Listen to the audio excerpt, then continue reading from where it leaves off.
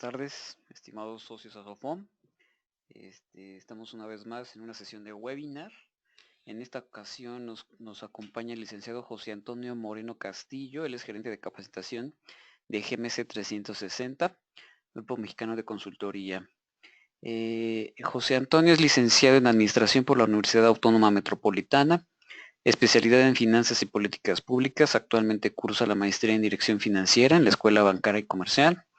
Cuenta con estudios internacionales en la Universidad Nacional de Cuyo y en la Universidad de Washington. Ha tomado diversos cursos en instituciones como el Fondo Monetario Internacional, la Bolsa Mexicana de Valores y ACAMS. Ha participado en instituciones como el Banco de México, Grupo Autofin. También se desempeña como oficial de cumplimiento en una Asofom, entidad no regulada. Ha impartido diversos cursos en materia de prevención del lavado de dinero y financiamiento del terrorismo en foros pertenecientes al Frente Financiero Antilavado, la Asociación de Sociedades Financieras de Asofom y de la Asociación Mexicana de Sociedades Financieras Populares, AMSOFIPO. Actualmente es gerente de capacitación en GMC 360, donde dirige el desarrollo de cursos que cubren las necesidades de los intermediarios financieros no bancarios. Bueno, pues los dejo en manos de José Antonio. Definitivamente GMC ha sido parte importante de las jornadas del Frente Financiero Antilavado. Y nada más como aviso, estamos ahí programando también la jornada 2, pero pronto les tendremos noticias. Pero para darles una probadita más, los dejo con José Antonio. Bienvenido, José Antonio. Muchas gracias, Jorge, y buenas tardes a todos los socios de Asofom. Bienvenidos a este webinar. Como muchos de ustedes ya pudieron ver, vamos a abordar el tema de gestión de riesgos de lavado de dinero y financiamiento al terrorismo. Quiero iniciar con esta diapositiva presentándoles el contenido que vamos a revisar el día de hoy en este webinar. Vamos a hacer una breve introducción al tema de gestión de riesgos. Vamos a tratar de definir lo que es gestión de riesgos para que estemos todos en sintonía y podamos entender este webinar. Vamos a hablar un poquito sobre los riesgos asociados al lavado de dinero y financiamiento al terrorismo. También les voy a mencionar algunas de las guías que ustedes pueden utilizar para implementar una efectiva gestión de riesgos dentro de sus entidades.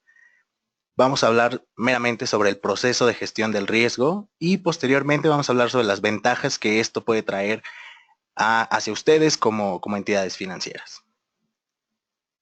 Entonces, seguramente los que se registraron a este tema estarán convencidos de que en la actualidad la gestión de riesgos es un tema que está pues prácticamente en todo, ¿no?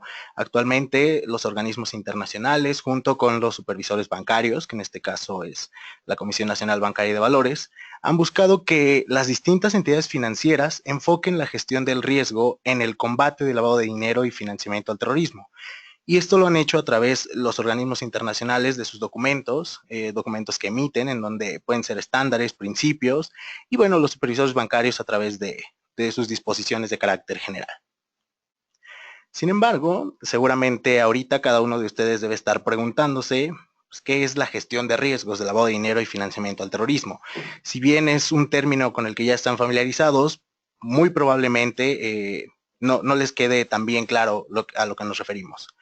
Vamos a tratar de responder estas preguntas durante todo el webinar. Vamos a tratar de responder el por qué es tan importante, por qué lo escuchamos en todas partes, ¿no? Por qué el GAFI nos habla de esto, por qué la Comisión Nacional Bancaria y de Valores, etcétera.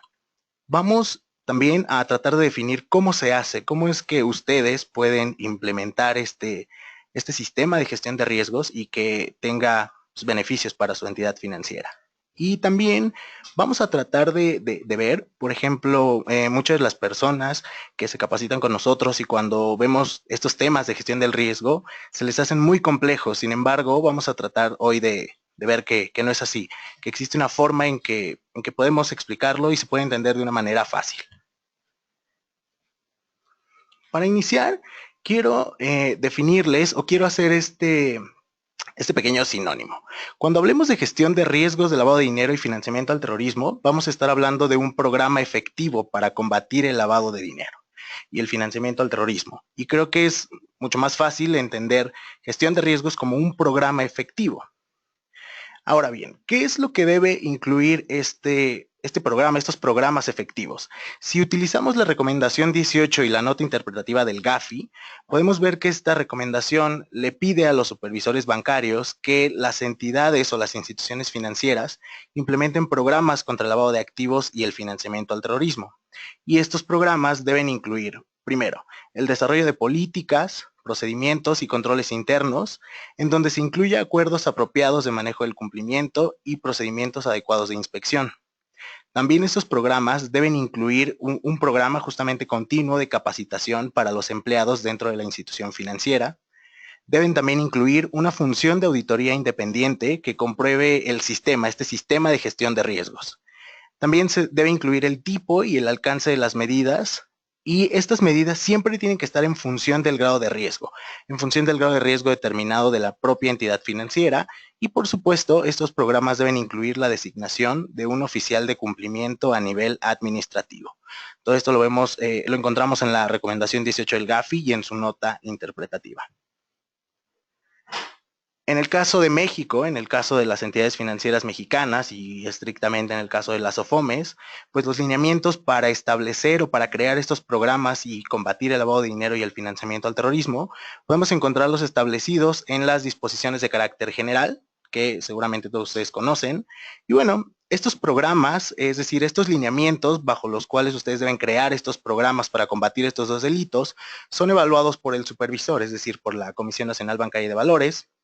Y esta, a su vez, va a definir si estos programas son o no adecuados con base a la evaluación que la misma Comisión Nacional ha hecho respecto de todo el sistema financiero.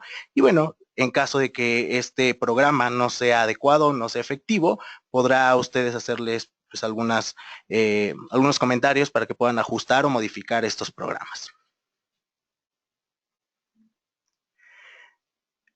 Para hablar de gestión del riesgo, sobre todo el lavado de dinero y financiamiento al terrorismo, debemos entender y estar conscientes de que existen riesgos asociados al lavado de dinero.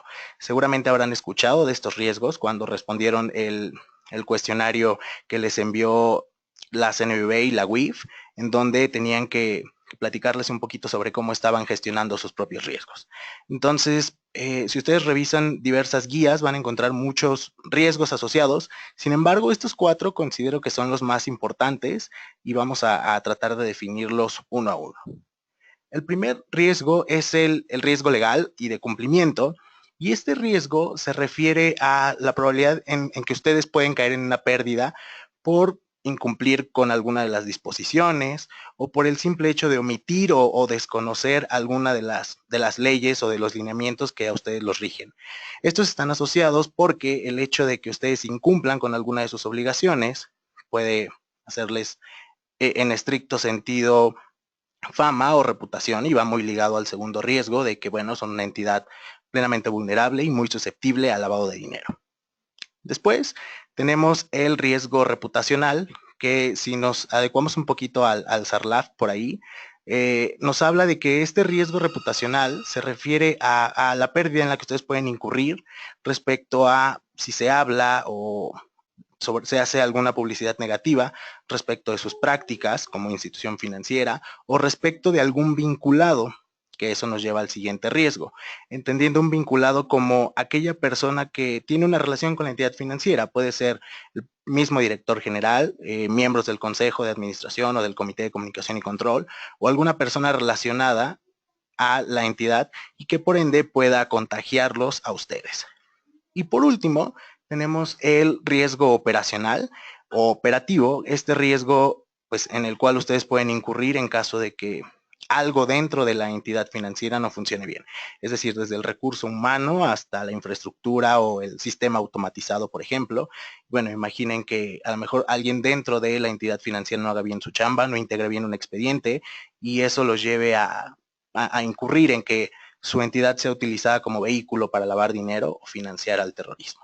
Entonces, es importante entender estos riesgos asociados al lavado de dinero a la hora de hablar de gestión de riesgos. Quiero comentarles y enunciarles estas guías que en caso de que ustedes estén en este momento en el que están decidiendo implementar un una adecuada gestión del riesgo del lavado de dinero, a lo mejor fortalecerla, pueden utilizar estas guías que han publicado los distintos organismos internacionales y pues les presentan los lineamientos, las bases, son una guía, vaya, para que ustedes implementen este sistema de gestión de riesgos.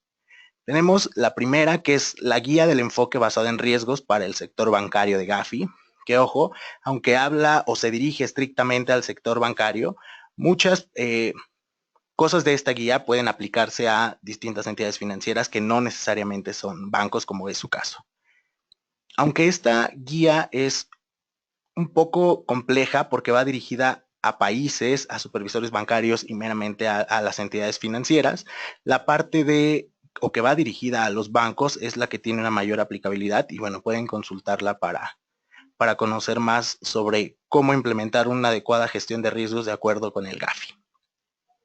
La segunda guía se llama Adecuada gestión de los riesgos relacionados con el blanqueo de capitales y la financiación del terrorismo del Comité de Supervisión Bancaria de Basilea. Esta guía creo que es muy completa porque no solo nos habla sobre la mera gestión del riesgo, también nos habla sobre políticas de aceptación de clientes, la parte del monitoreo, mantenimiento de registros, reporte, etcétera. Entonces también es una muy buena herramienta que ustedes pueden consultar. Tenemos en tercer punto la guía para un planteamiento basado en el riesgo en la gestión del riesgo del blanqueo de capitales, esta guía publicada por el grupo Wolfsberg. Tenemos el Sistema de Administración del Riesgo de Lavado de Activos y Financiamiento al Terrorismo, mejor conocido como el SARLAT. Este sistema que emana de las disposiciones legales en Colombia y que, bueno, es un sistema muy eficiente que pueden ustedes utilizar como herramienta. Y además es muy interesante el SARLAT, sobre todo porque cuando nosotros platicamos sobre la importancia del SARLAT, nos llama mucho la atención el hecho de que para el SARLAT es mucho más importante que la entidad dé cumplimiento a todo lo legal, a todas las disposiciones, antes que a sus metas comerciales, ¿no? El SARLAT, por ejemplo, nos habla de crear una cultura de prevención, una cultura de prevenir el riesgo y de evitar que nuestra entidad sea utilizada como vehículo. Entonces, SARLAT me parece muy interesante y sobre todo que pues viene de un país que, si no es igual a México, tenemos condiciones similares. Y por último, tenemos la norma ISO 31000-2009, esta norma publicada por la ISO, que justamente lo que busca es estandarizar estos sistemas de gestión de riesgo. La ventaja de ISO es que puede aplicarla a cualquier entidad, no necesariamente tiene que ser financiera, es decir, puede ser cualquier tipo de empresa, y se puede utilizar para gestionar cualquier tipo de riesgo.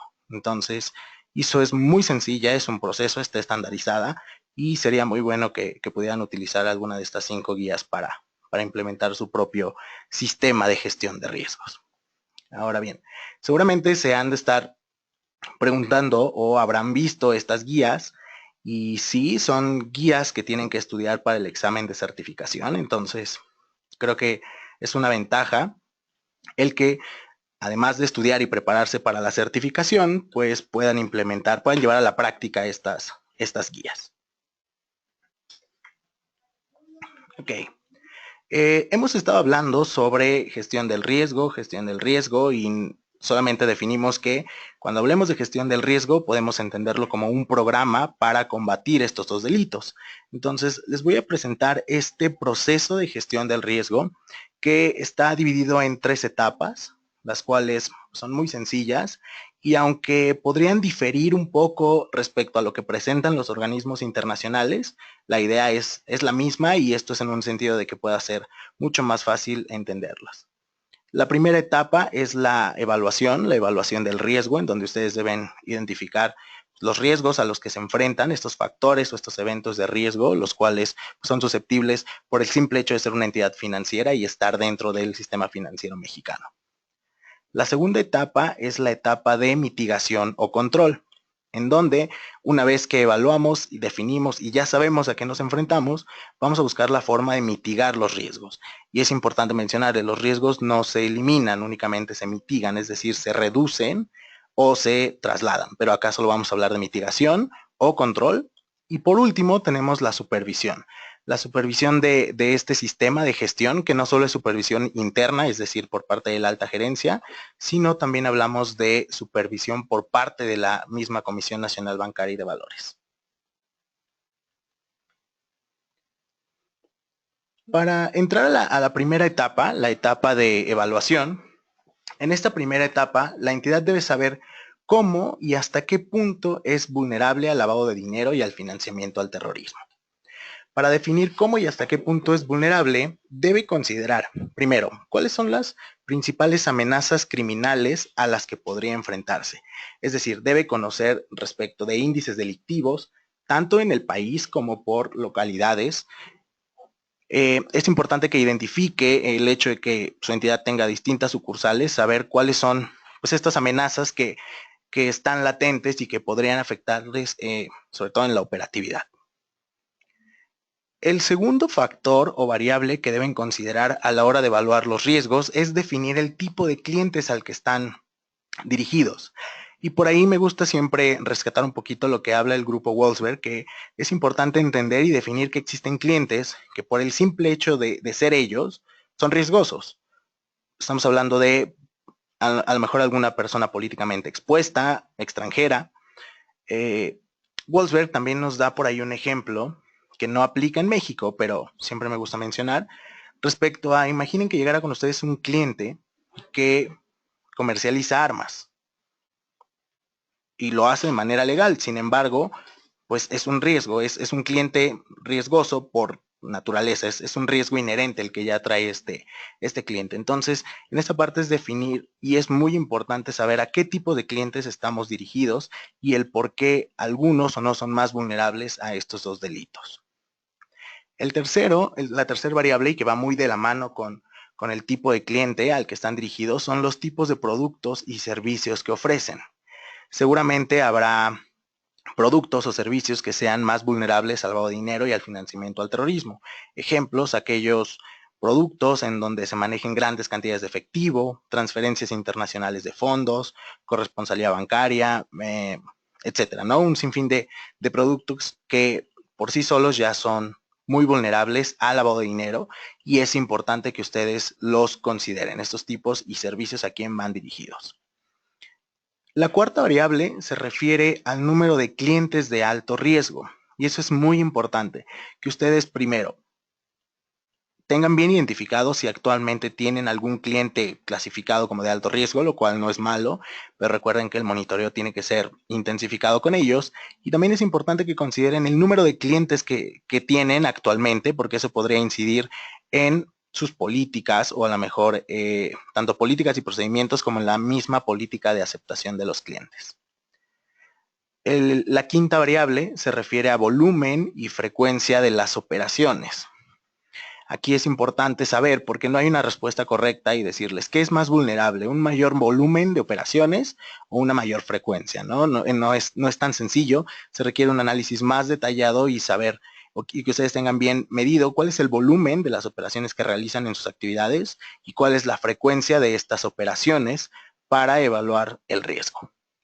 Otro de los factores o variables es referente a los instrumentos monetarios que ustedes utilicen, así como las monedas en que realizan sus operaciones y por último la ubicación geográfica, es decir, en dónde están operando, en dónde tienen sucursales o incluso si están operando en otro país, también considerar la evaluación del riesgo del otro país para tener una evaluación pues completa y integral de nuestro riesgo. Una vez que ustedes evalúen el riesgo, esto simplemente lo van a hacer en una matriz de riesgo, a lo cual van a ir ponderando por la probabilidad y el impacto de que ocurran estos eventos o factores de riesgo, y al final van a tener un grado de riesgo, un numerito, el cual ese es el riesgo inherente que su entidad tiene por el simple hecho de tener ese tipo de productos, ese tipo de servicios, por el simple hecho de ser una SOFOM, por el simple hecho de tener ese volumen o esa frecuencia de las operaciones. Y es importante que ustedes tengan bien identificada ese numerito, ese grado de riesgo inherente, porque con base a esta evaluación ustedes van a definir cuáles son los controles o las formas en que van a mitigar estos riesgos. Por acá quiero hacer un breve paréntesis y creo que esto es fundamental para entender la gestión de riesgos.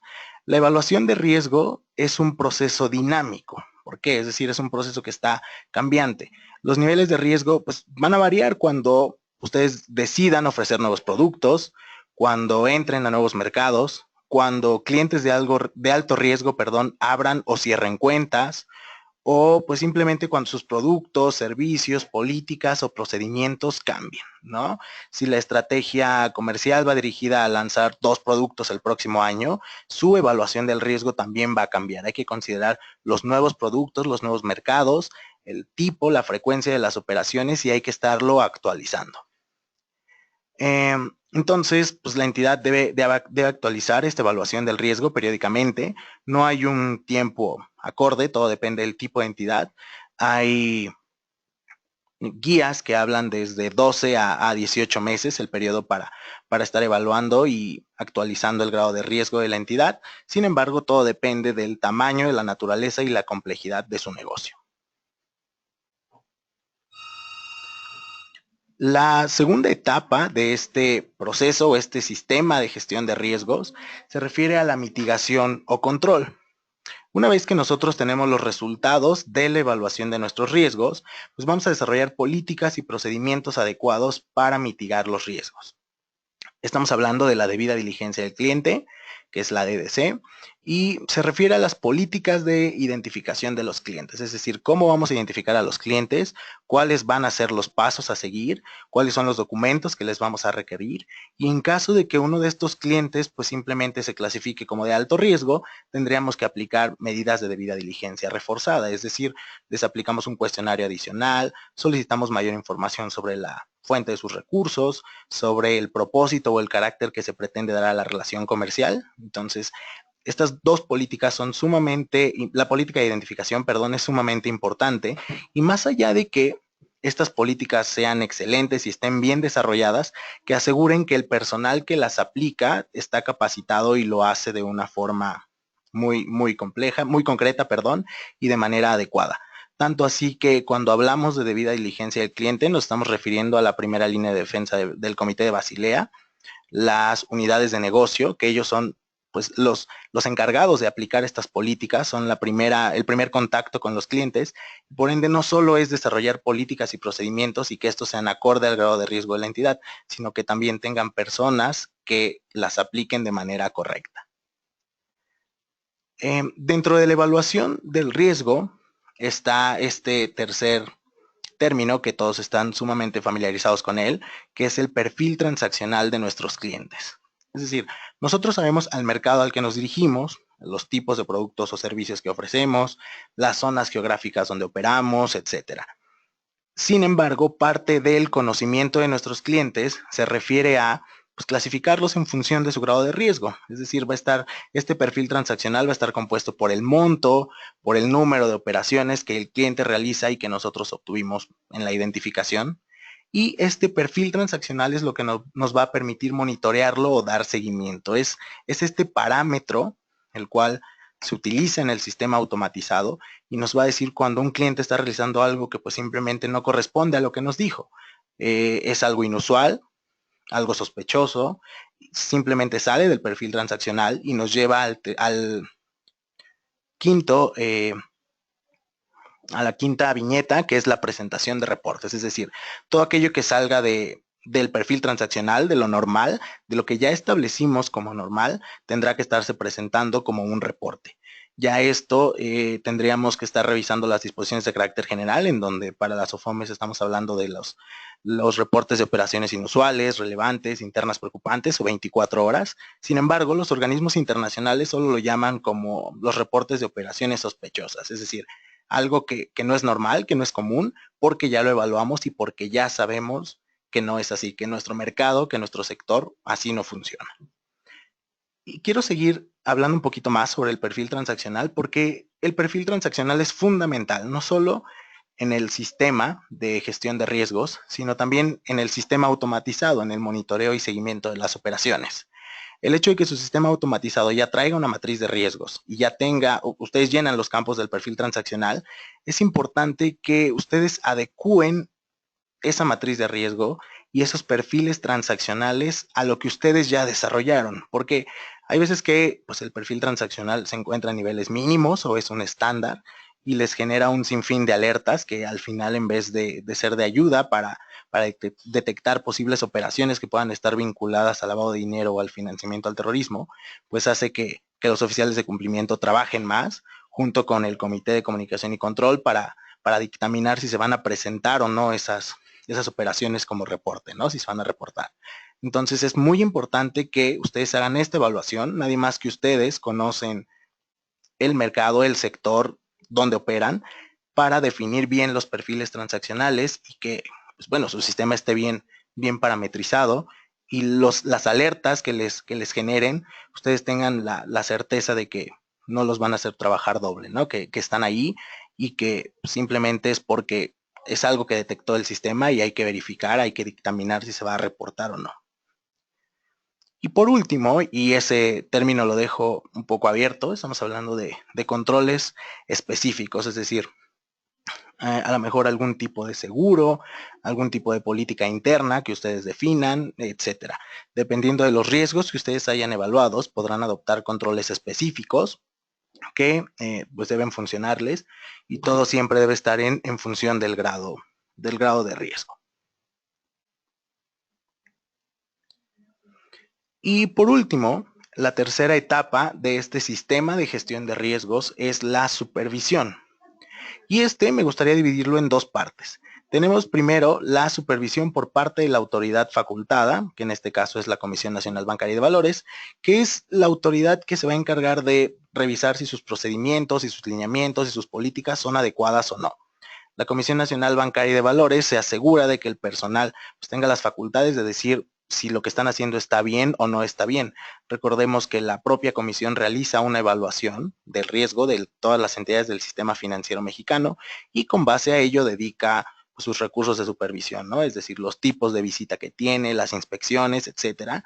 Entonces, la primera supervisión se da por parte de la autoridad, en donde nos va a decir si lo que estamos haciendo bien es acorde o no, y en caso de que no lo sea, habrá que hacer algunos ajustes o algunas modificaciones. La segunda parte, que creo yo que es de las más importantes, más allá de que la propia Comisión Nacional Bancaria y Valores nos esté supervisando, es que la alta gerencia pues va a estar encargada de verificar que tanto la evaluación del riesgo, es decir, que la primera etapa que hicieron, así como los controles que hayan implementado, se encuentren actualizados. Recuerden, partíamos del principio de que esta evaluación del riesgo es dinámica, entonces hay que estarla ajustando en un tiempo considerable, hay que estarla actualizando y necesariamente hay que supervisar si estos controles pues siguen siendo efectivos o si nada más están ahí como mero proceso. Entonces hay que verificar si las políticas de identificación siguen siendo acordes al sector o al mercado al que estamos dirigido, si los perfiles transaccionales lo siguen siendo, si el propio sistema automatizado lo siguen siendo, y en caso de que no, pues se vale corregir y mejorar. Entonces, traducción de esta etapa, ustedes deben mantener los niveles de riesgo dentro de los límites máximos establecidos. Si ustedes me preguntaran cuál es el límite máximo, no hay una respuesta, porque ustedes definen, ustedes saben hasta qué grado de riesgo van a arriesgarse, van a tomar. Entonces, los límites máximos que ustedes establezcan están bien, y la idea es que la alta gerencia pues, mantenga los niveles de riesgo dentro de estos límites máximos. Entonces, en resumen, por acá tenemos esta formulita por aquí, que yo les decía, de la evaluación del riesgo proviene el riesgo inherente, es decir, les va a dar un numerito en donde ustedes van a validar todos los factores de riesgo, los eventos de riesgo, y a esto lo vamos a denominar, sí, a esto lo vamos a denominar el riesgo inherente. Después le vamos a aplicar controles a pues a estos eventos, a estos factores de riesgo ya determinados, y también nos va a dar un numerito. Y a la diferencia entre el riesgo inherente y los controles se va a llamar el riesgo residual. Es decir, el riesgo residual es el riesgo mínimo, el riesgo que ya mitigaron, y debe estar dentro de los límites máximos que ustedes hayan establecido. Entonces, esto es importante conocer que todas las entidades, es decir, no por el simple hecho de que ustedes sean SOFOMES y haya por ahí alguna mala fama de que son más riesgosas junto con los centros cambiarios y transmisores de dinero en materia de PLD, quiere decir que sea por eso. Si no hay factores como el simple hecho de que ustedes se encuentran dentro del sistema financiero que hacen que pues ya sean riesgosas, que sean vulnerables al lavado de dinero y al financiamiento del terrorismo. Los controles ustedes los definen, algunos ya están establecidos por el propio supervisor, como la debida diligencia del cliente, por ejemplo, y lo ideal es mantener los riesgos o el riesgo residual dentro de los límites máximos establecidos. Hasta este momento, bueno, quiero hacer una pausa y saber si alguno de ustedes tiene alguna pregunta, alguna duda.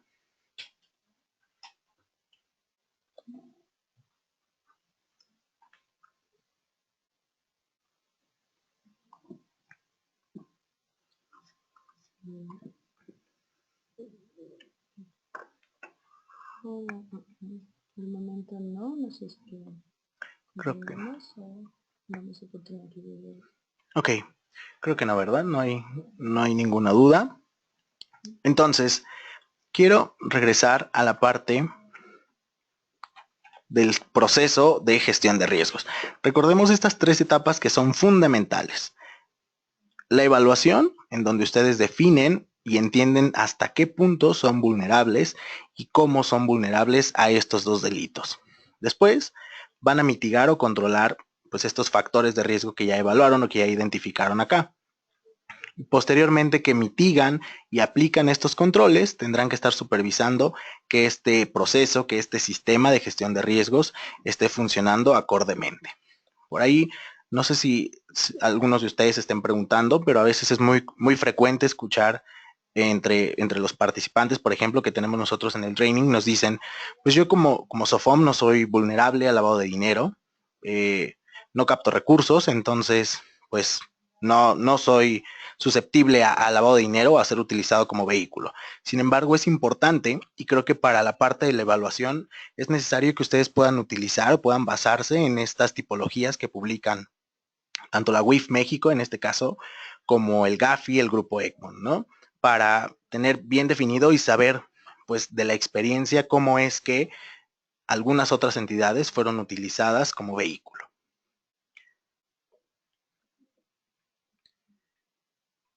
Ok. Ahora, después de que entendimos y conocemos estas 3 etapas de una gestión de riesgos, quiero presentarles por acá algunas ventajas que tendría el hecho de que ustedes pues implementen una sólida gestión del riesgo.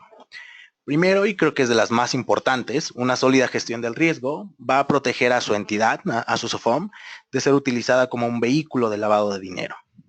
Por ende, va a reducirles pérdidas económicas y asegurar su permanencia en el mercado, ¿no? Que no sean tachadas como una SOFOM que incumple, como una SOFOM que no lleva a cabo buenas prácticas y por ende pues es mucho más susceptible a que sea utilizada por los lavadores o por las organizaciones delictivas.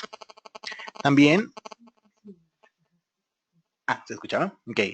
También va a mejorar la prevención de pérdidas y la gestión de incidentes, pues no solo ustedes van a estar mitigando el riesgo de lavado de dinero y financiamiento al terrorismo, que es el objetivo, van a estar creando una cultura de prevención y por ende cualquier acto o cualquier actividad que pueda desviarlos de los objetivos, ustedes podrán actuar de una manera más efectiva y podrán prevenir las pérdidas y gestionar cualquier otro incidente. Por ende, pues sus pérdidas van a estar en el nivel mínimo, y hablando mínimo como el simple hecho que el oficial de cumplimiento se prevenga y no se le pase presentar sus reportes, o no se le pase presentar la integración o no integración del Comité de Comunicación y Control, o el mismo informe de auditoría. Entonces, en este sentido se podrán minimizar las pérdidas. También va a aumentar la probabilidad de lograr los objetivos, las metas comerciales que ustedes se planteen, puesto que pues, conocen los escenarios a los cuales se enfrentan, conocen los posibles eventos que podrían influir y, bueno, estarían controlándolos, gestionándolos.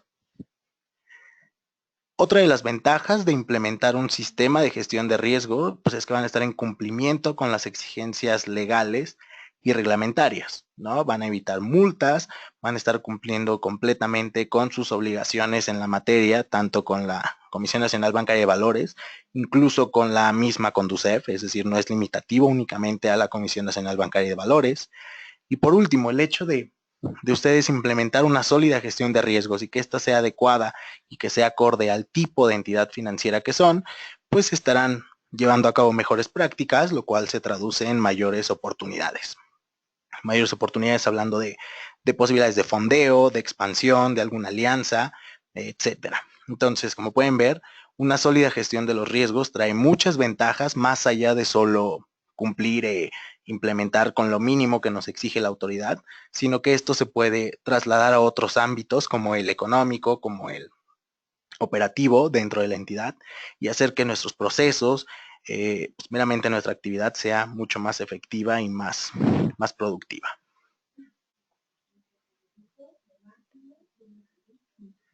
Ok, entonces, pues no sé si hay alguna duda al respecto. Sí. Por acá hay una duda. Perfecto, Antonio, muchas gracias. Oye, nada más, ¿cuál sería un indicador idóneo para medir que el oficial de cumplimiento o mi proveedor de auditoría está haciendo bien su chamba de identificar riesgos? ¿Cómo puedo calificar? ¿Tienes tú alguna recomendación de cómo calificar si se está identificando, si está atendiendo, si está dando supervisión? ¿Cómo mido eso? Sí. Yo creo que en este caso, para que, no sé, tú como oficial de cumplimiento puedas saber si al despacho que contrataste o tu auditor está haciendo bien su trabajo, es tú conocer sobre el tema, ¿no? Es decir, primero, pues tú conocer el sector al que estás dirigido. No sé, ¿no? Soy una SOFOM y me dedico únicamente a otorgar crédito de nómina y crédito simple. Ah, ok. ¿A qué mercado vas dirigido? Entonces lo vas bajando, ¿no? Y una vez que ya tienes bien definido y conoces el campo en donde estás jugando, pues tienes que determinar si los controles son eficientes. Por ejemplo, si tú sabes que el crédito de nómina en cuanto a riesgo de lavado de dinero es menor porque tienes el respaldo de una empresa y tus políticas son muy intensas, ¿no? A lo mejor en la política de identificación le estás pidiendo más documentos que los que pedirías en el crédito simple. Tú mismo defines pues, que esto no está funcionando, ¿no? Por el simple hecho de que tú conoces el terreno en donde estás. Y la otra es pues, dejando a la práctica, ¿no? Es decir, también es práctica y error, es decir, si aplicaste un control y ves que en un periodo determinado, es decir, a los 3 meses no está funcionando, es decir, tu riesgo se mantiene ahí, tu numerito sigue en 5 cuando tú querías bajarlo a 3, pues eso te está dando una retro, ¿no? Estás diciendo lo que implementó no es acorde a, hay que modificarlo. Tal vez no era por ahí, hay que irnos por este otro lado. Creo que por eso el hecho de que entendamos y consideremos que la evaluación de riesgo es dinámica, es eso, que es algo que tiene que estar dentro de las funciones de, ¿no? No es de que llegue, implemente el sistema automatizado, cree mi manual PLD y ya, nos vemos, hasta que la autoridad nos pida que se modifique, sino es estar en esta constante evaluación de los riesgos. Ok, oye, una vez, ahí cuando era consultor, una forma de evaluar que nos decían, por ejemplo, del auditor, ¿no? Que era por lo menos lo que tú le estás pagando de sueldo o de servicios a este despacho, que se fuera 9 veces el riesgo que encontrara. Entonces, por ejemplo, no sé, si le pagas 50,000 pesos, pues debía de un riesgo como de 1,000,000, ¿no? Por ejemplo.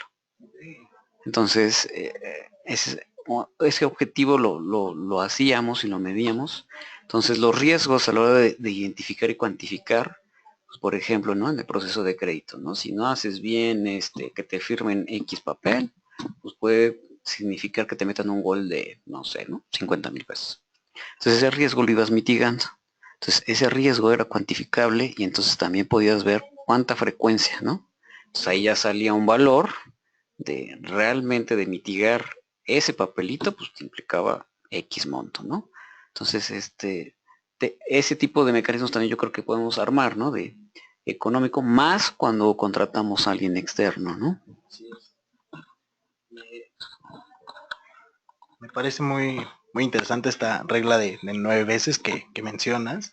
Incluso por ahí, ¿no? Ahorita hablábamos de algún proveedor, pero a veces, alguna vez estábamos en un curso platicando sobre, a veces pareciera que las entidades se blindan hacia afuera, ¿no? Y no lo hacen dentro de con su propio personal. Entonces, por ahí una vez estábamos platicando sobre esta parte de que las disposiciones de carácter te dicen que pues únicamente verifiques si tu personal es honorable, ¿no? Pero ¿qué es honorable? ¿Cómo mides la honorabilidad?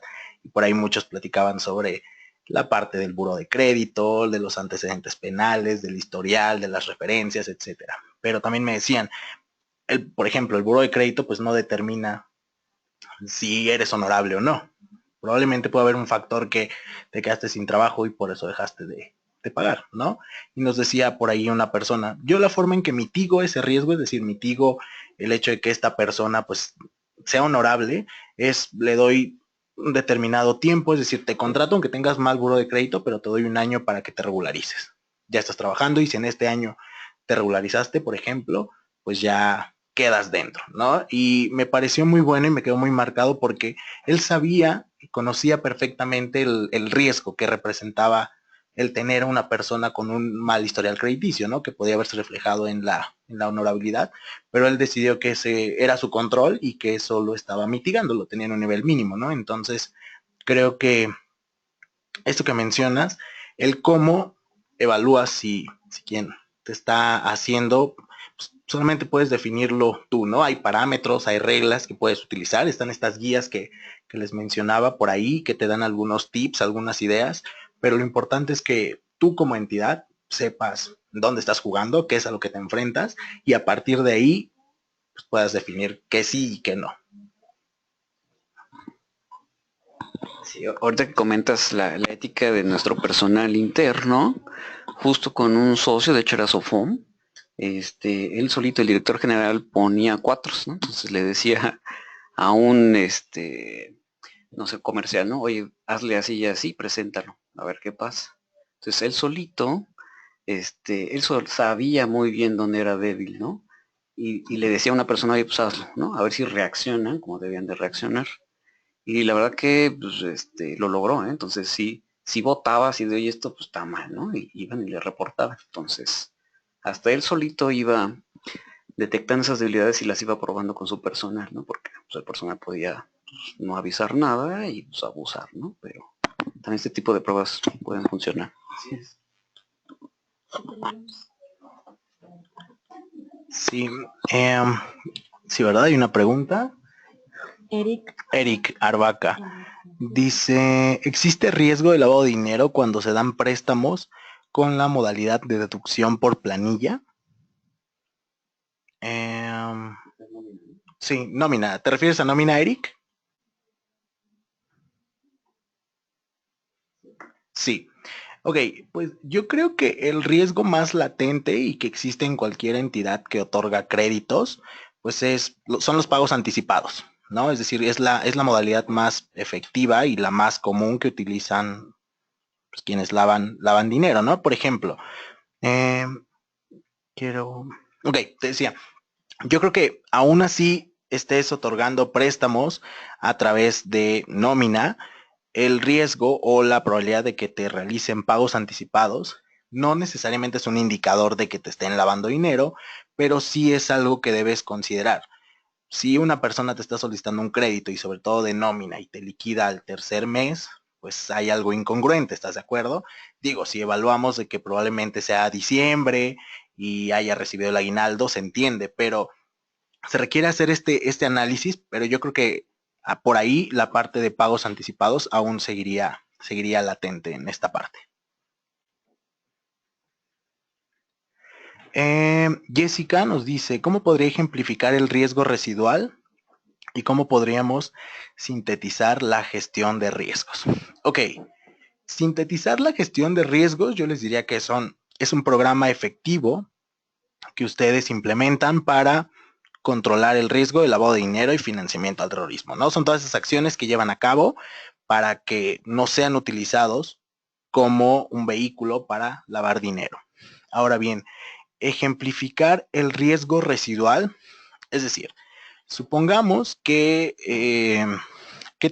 ahí habría que entrar con una pequeña matriz de riesgos, pero podríamos definir estos factores, ¿no? Es decir, ¿qué tan probable en tu entidad, Jessica, te pregunto, ¿qué tan probable en tu entidad es que te realicen pagos anticipados? ¿Es muy probable, poco probable o nada?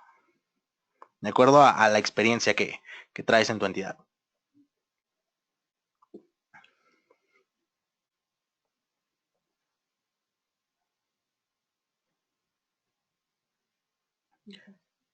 En lo que llega la respuesta, Jessica, podemos atenderla. Listo. Bueno, poco probable. Dice. Poco probable, ¿no? Entonces, a lo mejor al poco probable le vas a poner un 1, un 2, ¿no? Entonces, ahora, ¿qué impacto tendría el hecho de que te hagan pagos anticipados y esto se vea traducido en lavado de dinero o financiamiento al terrorismo?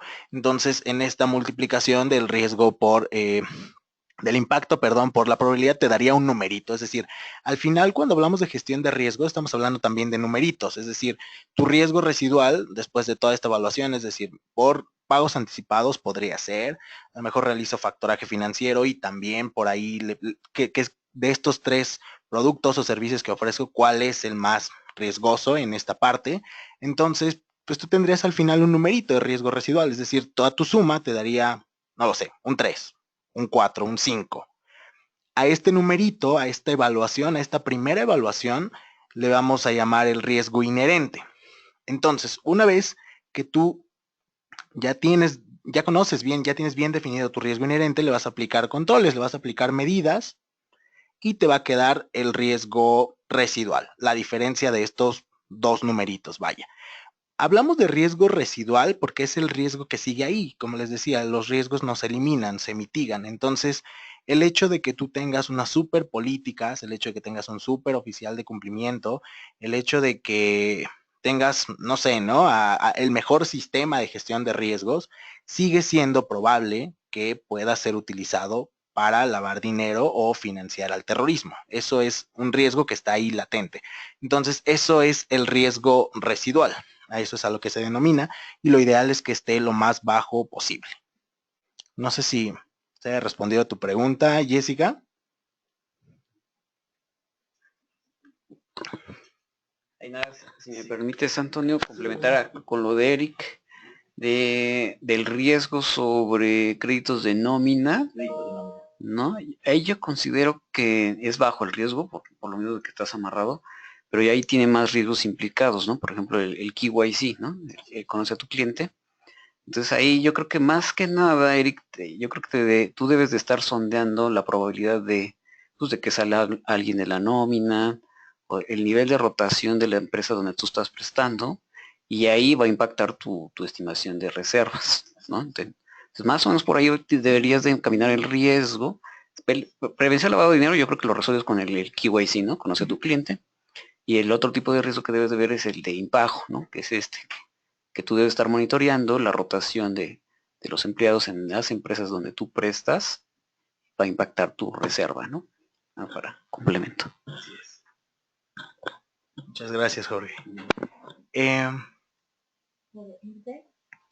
Héroe nos dice, si me genera una alerta por un pago anticipado de 3 días, ¿es necesario informárselo al comité? Un pago anticipado de 3 días. Habría que... creo que la pregunta es muy general porque habría que considerar otros factores como el periodo al cual fue otorgado este crédito y también el monto. Entonces, también es importante el hecho de que lo informes al comité, pues implica que se discuta y que se lleve a cabo la dictaminación de esto, ¿no? Entonces, pues si es necesario informárselo, yo creo que si eres oficial de cumplimiento podrías tú hacer esta evaluación utilizando otros elementos, como te decía, ¿no? El plazo, el monto, a lo mejor la antigüedad del cliente. Si ya es común que este cliente haga pagos anticipados al tercer día, porque a lo mejor tiene ganado y vende, ¿no? Yo qué sé, habría que también definir el mercado, pero yo creo que podría hacerse una evaluación previa antes de comunicarlo al comité.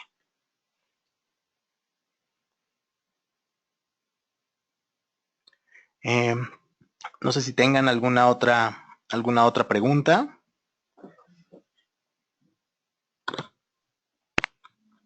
Sí, yo creo que no soy oficial de cumplimiento, pero, pero me tocó revisar muchas SOFOMES. Entonces creo que ahí en el de los 3 días anticipados, ¿no? Yo creo que no, creo que el oficial de cumplimiento tiene la facultad de realizar las reglas, ¿no? Entonces, crear prácticamente las tablas de facultades o en qué momento pasa, ¿no? Al siguiente eslabón. Entonces, ahí sí, como dice Antonio, debes de considerar varias variables que tú veas que, oye, pues no sé, le llegó el reparto de utilidades y pues quiso adelantar, pues a lo mejor pues, sí debes de profundizar un poquito más y evaluar, ¿no? A lo mejor son temporales por estacionalidades, ¿no? Entonces, PTU mueve mucho, ¿no? Mueve mucho los comportamientos del cliente y del mercado. Entonces, por ejemplo, eso podría ser un valor, ¿no? Pero no por eso, pues ya está lavando dinero, ¿no? Simplemente tuvo un dinerito extra y pues lo pudo adelantar. Y casos de esos, ¿no? Pero creo que el oficial de cumplimiento puede diseñar en qué momento pasa al comité y en qué momento no. También va a depender mucho de la responsabilidad que tú quieras llevar, ¿no? Sí, sí.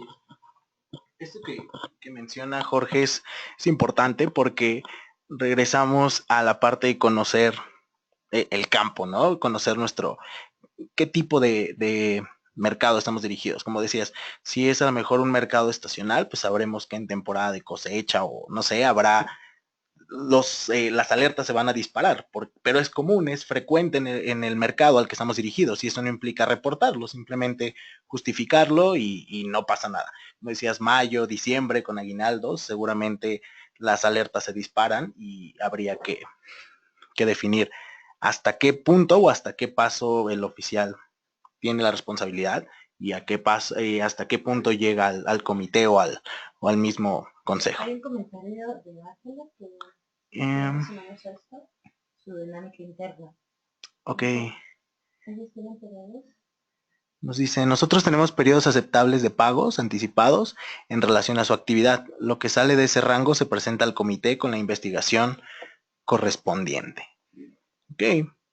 Yo creo que les decía, no podemos decir, o sea, yo no podría ahorita generalizar y decirles, acéptale pagos anticipados a todas las personas físicas menores de 35 años con actividad empresarial, ¿no? Por darles un ejemplo. Es algo que tienen que conocer dependiendo del mercado al que están dirigidos. Entonces, por ahí alguien nos decía, normalmente solicita una carta de justificación de origen. Lo importante es eso, que el hecho de que si ustedes deciden reportar, justifiquen el por qué están reportando, ¿no? Y en caso de que no lo estén haciendo, también que tengan bien documentado el por qué no lo hicieron, una carta de justificación de origen, a lo mejor un cuestionario adicional en donde solicitan información del origen de los recursos. Y eso es importante porque a la hora de la auditoría, por ahí si su sistema les generó 100 alertas y reportaron 2, pues ahí el auditor estará cuestionándoles el por qué decidieron solo 2 y no las 100, o el por qué no decidieron no reportar ninguna y las 100 dejarlas ahí, ¿no? Entonces, esta parte requiere un análisis más profundo. Jessica me pregunta que qué hay con las líneas de defensa. Ok, estas líneas de defensa que también creo que se han vuelto muy famosas provienen de la guía del Comité de Basilea. El Comité de Basilea habla en su guía de adecuada gestión de riesgo que los bancos tienen 3 denominadas líneas de defensa para pues, justamente prevenir el lavado de dinero y el financiamiento al terrorismo en el propio banco. La primera de ellas son las unidades de negocio, que las vamos a entender como pues, todas aquellas áreas que están de cara al público. Si hablamos de una SOFOM, estamos hablando de promotores. Si hablamos de un gran banco, estamos hablando de sucursales, ¿no? Es decir, estas áreas que tienen el primer contacto con el cliente y que son pues, los que están facultados para aplicar las políticas de identificación, ¿no? Es decir, si tú otorgas únicamente créditos a personas morales, pues el promotor no le va a llenar la solicitud a una persona física, porque ya están establecidas las políticas y es el primer contacto. Entonces, las unidades de negocio, son fundamentales y son por eso la importancia también de capacitar al personal que se encuentra en el área de promoción. La segunda línea de defensa el Comité de Basilea la denomina el responsable ejecutivo. Si lo traducimos acá es pues, meramente el oficial de cumplimiento, ¿no? Esta persona responsable de dar cumplimiento a toda la normatividad y hacer que el banco pues no caiga en algún incumplimiento y que pues, eso pueda hacer que resulte como vehículo para lavar dinero. Y por último, la tercera línea de defensa se refiere al área de auditoría interna, es decir, esta área que va a estar evaluando lo que hacen las unidades de negocio, lo que hace el responsable ejecutivo o oficial de cumplimiento, pero lo hace desde una óptica independiente, ¿no? Es un área que no forma parte de alguna otra, pero que sabe de todo. Entonces, estas son las tres famosas líneas de defensa que muy fácilmente pueden aterrizarse en una SOFOM. Les decía, unidades de negocio, promotores, las áreas de promoción, el responsable, el oficial de cumplimiento y aunque no sé si tengan área de auditoría interna, pero podríamos equipararlo con la auditoría que ustedes llevan año con año en la materia. Entonces, por eso es que son tan famosas. Es todo un tema, pero es de las más interesantes. Por ahí en la guía de adecuada gestión de riesgos del Comité de Basilea pueden encontrar más sobre esto. También él menciona que ellos en sus casos inusuales normalmente solicitan una carta de justificación de origen. Que si consideras que con esta carta es suficiente, porque su auditor no le ha hecho ningún comentario ni observación al respecto.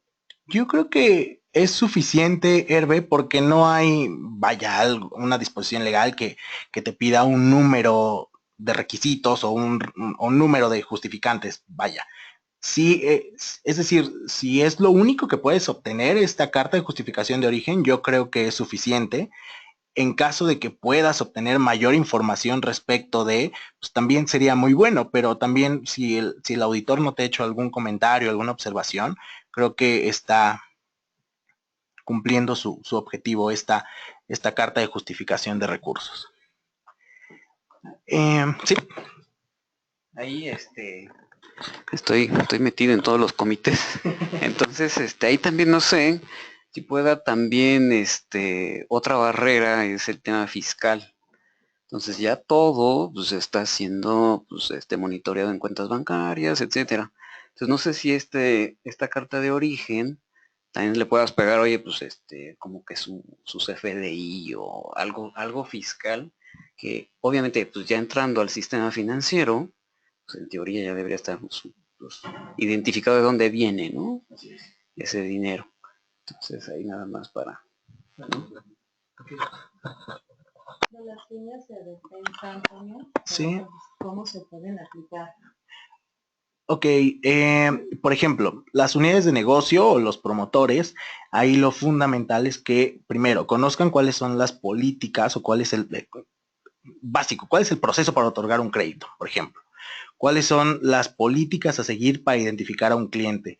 ¿Cuáles son, a un cliente normal, ¿no? ¿Cuáles son las políticas o cuál es el procedimiento para identificar a un cliente de alto riesgo? Es decir, en el momento en que es alto riesgo, sacamos el cuestionario adicional y se obtiene más información, ¿no? Entonces, estas se puede aplicar capacitando, es decir, que tus unidades de negocio, tus personas que van dirigidas de cara al público, estén bien capacitadas y sobre todo conozcan cuáles son las políticas y procedimientos que se siguen.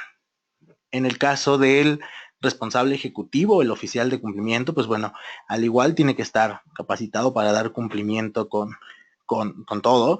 Y por ahí Basilea menciona algo importante que creo yo que ustedes podrían aplicar. Habla de hacer evaluaciones periódicas, es decir, como pequeñas auditorías, ¿no? Supón que tú como oficial de cumplimiento, pues trimestralmente hagas una revisión de la integración de expedientes y ver que se esté cumpliendo con lo adecuado. Y por último, la auditoría interna pues va a ser quien va a estar evaluando tanto el trabajo del oficial como el trabajo de las unidades de negocio y en este sentido te va a generar observaciones y algún plan de corrección que hay que seguir.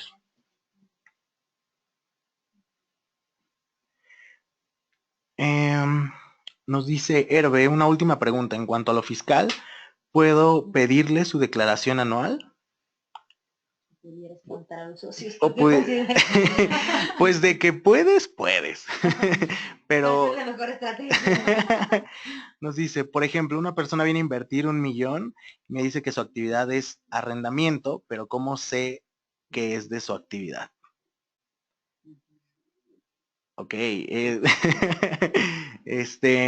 pues yo creo que en este caso podrías pedirle la declaración anual, pero también está la otra consecuencia, que se pueden espantar los socios y decidan ya no invertir contigo, aunque ahí habría que definir qué tanto representa ese millón del capital y cuál va a ser el riesgo que van a tomar, ¿no? Si eso va a generar un gran cambio y vale la pena el riesgo de no saber de dónde viene el dinero, o si mejor se decide pedirle la declaración fiscal, aunque pues sea probable que no vaya a dejar ahí el capital. No sé. Jorge, ¿qué opinas? Sí. Fíjate que muchos socios me han comentado de este tema de fondeo de Friends and Family, ¿no? Que el 80% de los fondos empieza así. Y incluso vamos a formar el comité legal de ASOFOM, y está planeado también para la semana última de junio, parece, el primer curso legal. Entonces ahí vamos a tocar todo este tipo de temas, sobre todo el fondeo, ¿no? Que es muy, muy importante. Todo el tema fiscal también que implica, ¿no? Al fondearte de Friends and Family. Y en este caso, por ejemplo, no soy abogado, pero me parece que hay dos formas de fondear, ¿no? De Friends and Family. Es por medio de un préstamo, que es un pagaré, pues ahí ya, pues, literal, ¿no? Te afecta el ISR, 30%. Y la otra es capital. Entonces el capital ya es, creo que no es 0.06%, 6%, algo así. Pero entonces entra ya un tema ya, hay diferentes mecanismos que he escuchado, ¿no? De anualidades o pagos, ya asegurados, ¿no? Independientemente de que haya utilidades o no, ¿no? Entonces, pero ahí ya si te están fondeando, pues tú ya tienes que asegurar pues, el porcentaje que tú hayas cerrado, ¿no? Pero independientemente de que no haya utilidades o no, tienes que pagar. Entonces ahí hay ciertas, pues, no quería llamarlas estrategias fiscales y contables, pero son como tal, ¿no? Entonces hay muchos mecanismos, unos usan una holding y esa holding fondea la SOFOM, etcétera. También el tema de SAPI, ¿no? Que ahora creo que hubo una renovación a la ley de las sociedades mercantiles y parece que también ya tienen los mismos beneficios. Entonces, todos estos temas es lo que quiero organizar para el comité, el primer curso legal de ASOFOM. Entonces, entonces también si tienen algunas sugerencias los que están conectados al webinar, pues con mucho gusto, yo los voy a someter al comité legal y también voy a mandar la convocatoria para que se unan a este comité, ¿no? Pues generalmente abogados, porque pues, ellos son los que le saben, y junto con el comité fiscal de ASOFOM, ¿no? Entonces, estén pendientes de este curso que yo creo que va a estar muy bueno.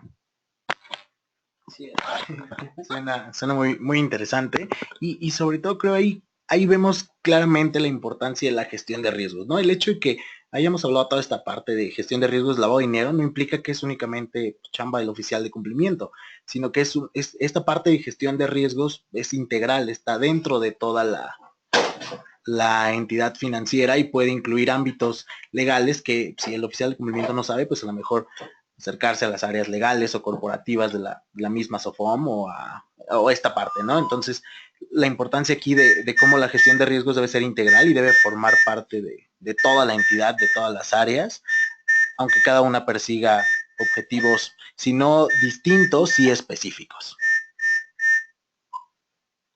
Ok. Sí, por acá hay otra pregunta. Bueno, yo creo que el tema de gestión de riesgos es muy importante para todas las entidades, pero también es un tema complejo de comprender también y viendo como todos los documentos que podemos revisar de esta gestión de riesgos, yo creo que también es importante la capacitación, ¿no? Ahí es donde vemos la importancia de que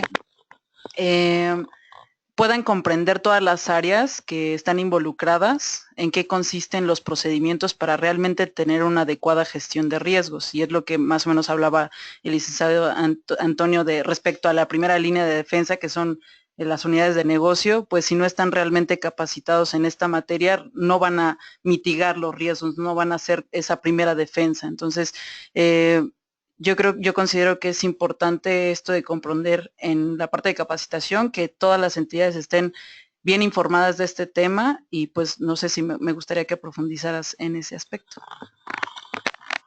Sí, yo creo que por acá hay dos puntos muy importantes a considerar. El primero, como bien dice Jesse, es importante la capacitación y el comprender de la gestión de riesgos, ¿no? Para esto, afortunadamente, ya tenemos guías. Por acá les puse estas 5 que lo hice intencionalmente porque no sé si haya personas de acá que van a presentar su examen de certificación, pero pueden ver que es bibliografía obligada en este proceso.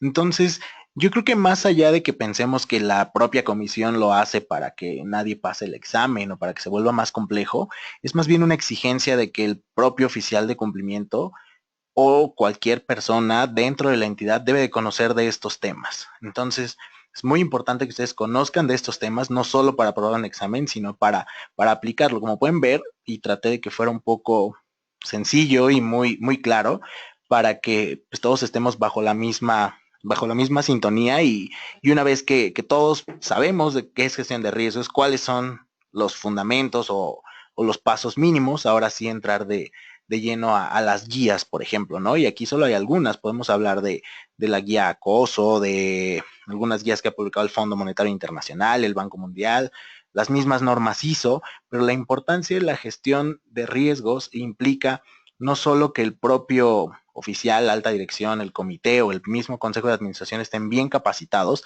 sino implica que todo el personal dentro de la entidad lo esté y lo esté enfocado a lo que hace, al pedacito que le toca de toda la práctica o de todo el proceso dentro de las actividades que hace una entidad financiera como es una SOFOM.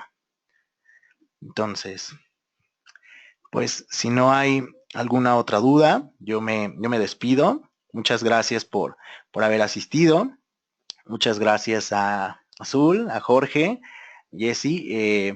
Pues bueno, cualquier duda, por aquí están mis datos de contacto. Está mi correo y el teléfono de la oficina, por si requieren profundizar sobre el tema o cualquier cosa que necesiten, algún curso de capacitación, si están preparándose para su certificación ante CNBV, pues puedan escribirnos y pedir informes por ahí. Entonces, muchas gracias. Jessy tiene... Quiero presentarles, que ya escucharon, a Jessica Núñez. Ella también está en GMC, entonces quiere comentarles algo.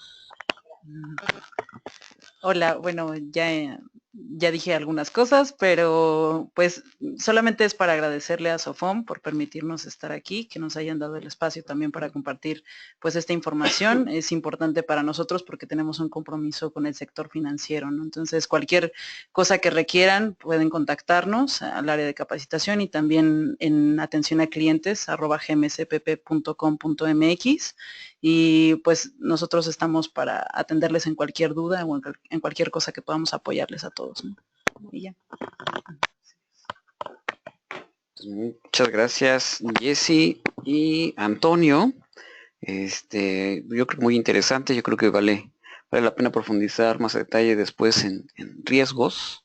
Entonces, sí, de hecho yo creo que la jornada 2 del FFA la queremos detallar en este tema de riesgos en particular. Entonces, obviamente ahí los vamos a invitar a GMC y a los demás que se quieran unir a jornada 2, ¿no? Nada más, aquellos que puedan ir, vamos a tener nuestro evento regional del norte en Monterrey, 8 y 9 de junio, 8 de desayuno, 9 del evento regional. Entonces, a los que están conectados, pues por allá los esperamos. Ojalá que puedan ir los del norte. Y pues eso es todo. Muchas gracias, Jorge Avante.